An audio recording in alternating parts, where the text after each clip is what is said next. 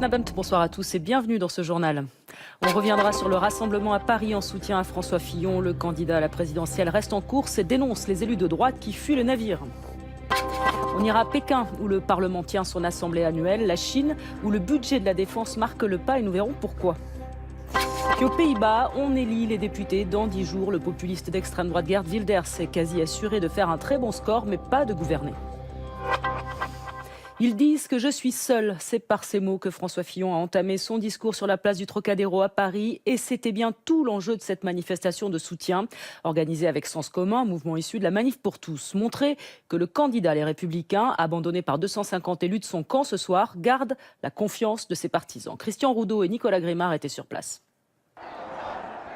Contre vents et marées, les partisans de François Fillon continuent de croire que la victoire est possible. Malgré une météo exécrable, ils étaient des milliers massés sur la place du Trocadéro cet après-midi. Le candidat de la droite a beau être lâché de toutes parts, eux ne veulent pas l'abandonner. Je fais partie des Français qui ont soutenu Fillon pour la primaire. Il y a plus de 3 millions de Français qui ne veulent pas se faire voler leur élection et qui sont derrière Fillon parce qu'il est le seul à avoir le programme de redressement de la France. Je dis que la mise en examen future, éventuelle, on ne sait pas, c'est une mise en examen politique. Et c'est pour ça qu'il a raison de se maintenir. Je pense qu'il a une base solide. Regardez tout le monde autour de nous. Donc il faut que les Parisiens soient là. Ouais, il sera élu par le peuple, pas par les faux culs qui l'ont quitté récemment. On verra bien ce que diront les urnes. Moi, je reste confiant. Confiant et déterminé malgré la tempête, c'est le visage que François Fillon a voulu montrer. Encore une fois, le candidat a reconnu des erreurs dans l'affaire des emplois présumés fictifs, mais il assure que son innocence finira par être reconnue et alors, dit-il, il sera trop tard. À tous ceux qui le lâchent et l'appellent à jeter l'éponge, François Fillon répond par une fin de non-recevoir. Je continuerai à dire à mes amis politiques que ce choix à la fois leur appartient et ne leur appartient pas, parce que ce choix est le vôtre, celui de vos suffrages, à travers eux de vos espérances.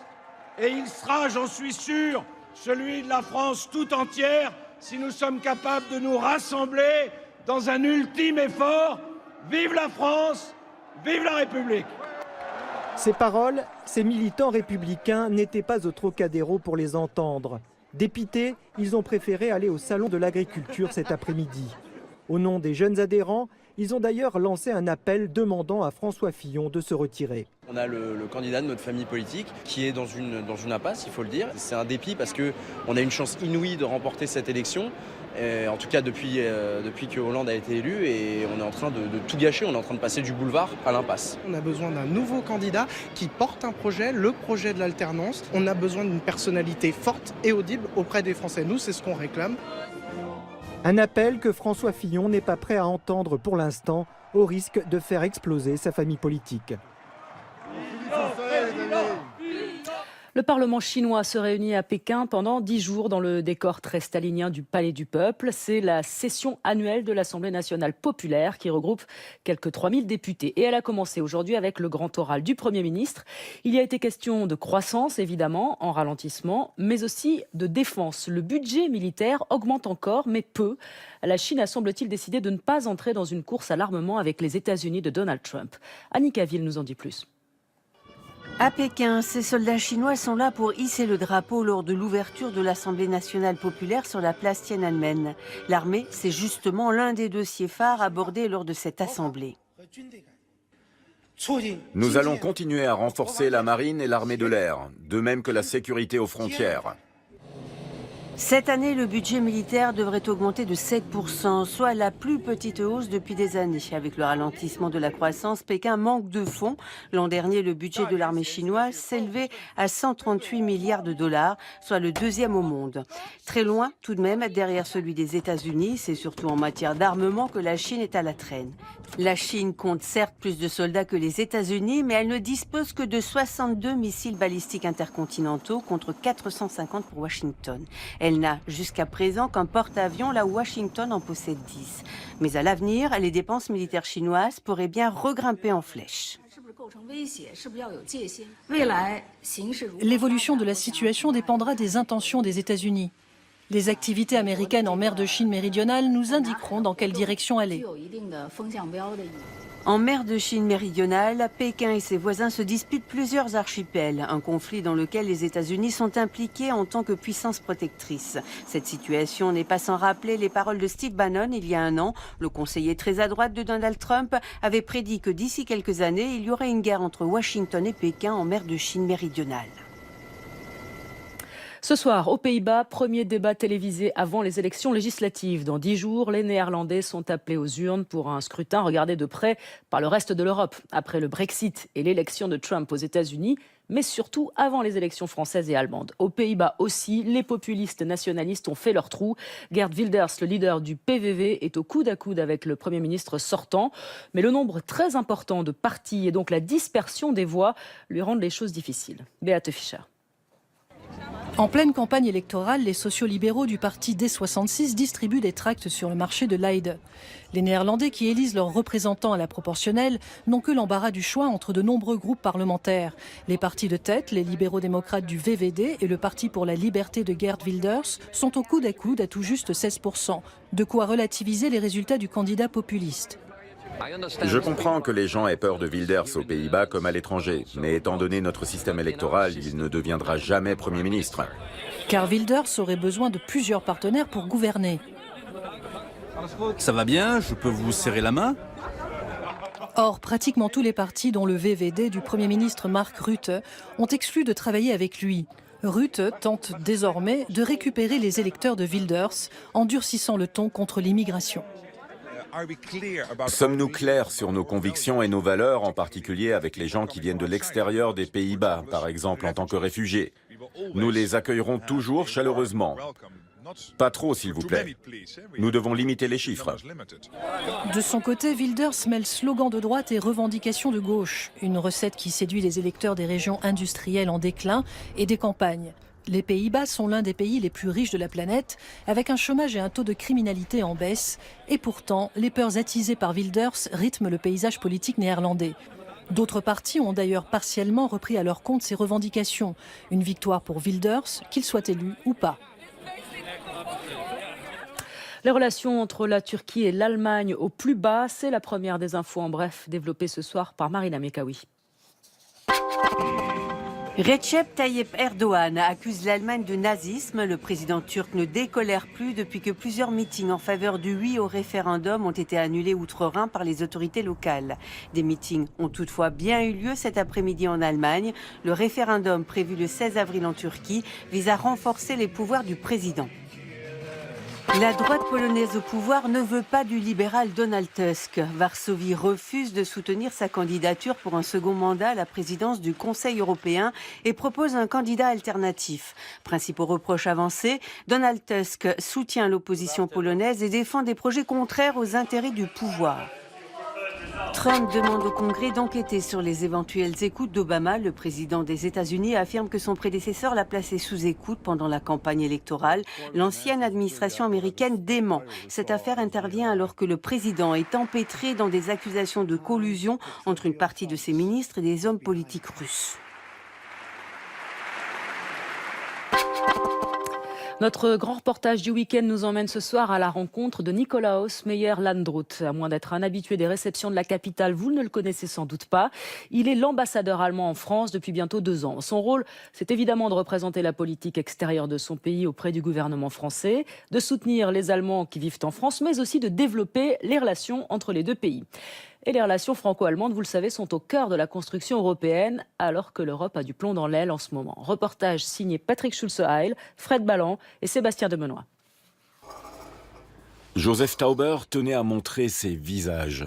Des visages où se lisent la souffrance et la peur, des images qui en disent plus que des mots. Beaucoup d'expressions, c'est magnifique. Qu'est-ce que vous voulez? On a beaucoup souffert. Des récits douloureux, Nikolaus Meyer-Landrut en entendra beaucoup ce jour-là, date anniversaire de la libération d'Auschwitz. Ce matin, l'ambassadeur allemand est en visite au centre Edith Kremsdorf à Paris, qui accueille des personnes atteintes d'Alzheimer, juives pour la plupart. Est-ce que je peux oser de vous demander votre âge?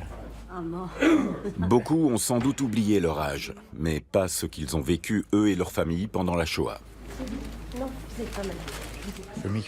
Pour moi, il était important de rencontrer des gens, plutôt que de participer à une cérémonie à laquelle seuls peuvent assister ceux qui sont encore en état d'y aller. Je tenais à me rendre auprès de ceux qui n'ont plus cette mobilité. Aller sur le terrain, expliquer l'Allemagne aux Français, pour ce docteur en histoire, cela fait partie intégrante de sa mission. Avant d'être nommé à Paris, ce marathonien, marié à une Française, était le conseiller Europe d'Angela Merkel à Berlin. Un sujet qu'il connaît bien puisqu'il a été diplomate à Bruxelles pendant des années. En 2002, il y a également été porte-parole de Valéry Giscard d'Estaing, alors président de la Convention européenne.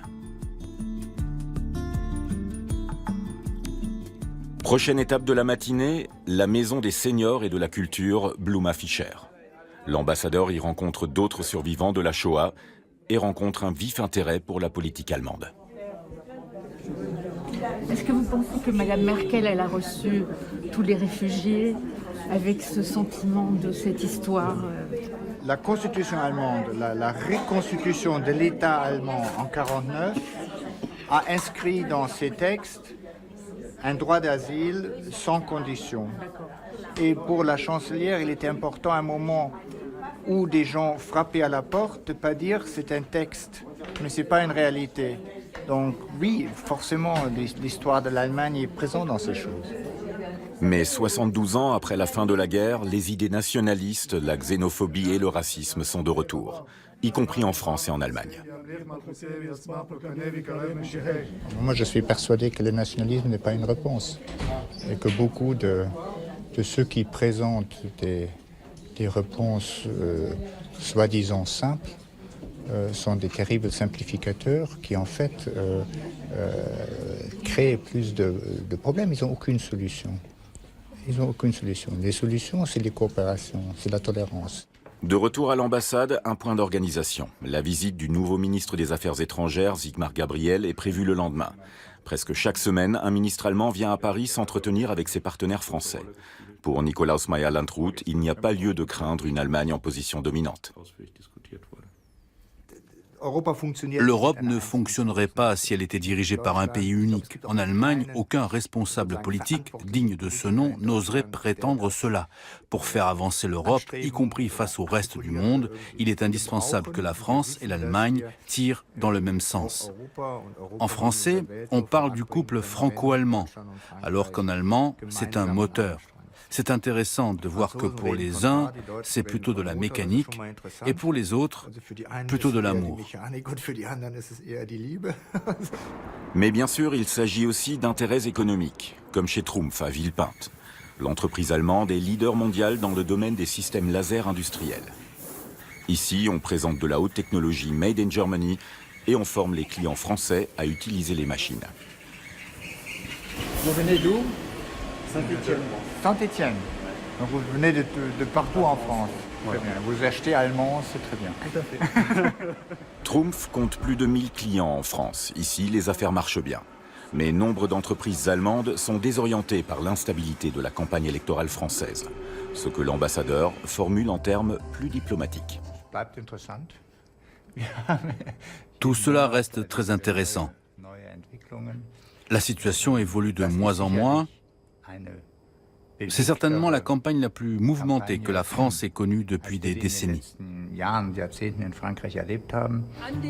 Ici, personne ne veut croire à une victoire des eurosceptiques du Front National.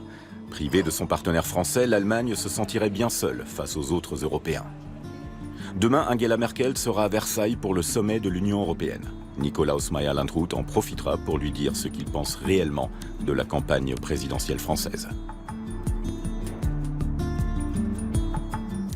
Et voilà, l'heure est venue de se quitter. On se retrouve demain, même heure, même place. Et en attendant, comme d'habitude, vous retrouvez votre magazine Carambolage, suivi de l'émission Vox Pop, avec une question ce soir. Les Européens sont-ils sexistes ? Et du coup, des hommes, des vrais, à 20h45, avec les 10 commandements, un film de Cécile B. 2000, évidemment. Passez une belle soirée, s'il vous plaît. Tschüss und bis morgen.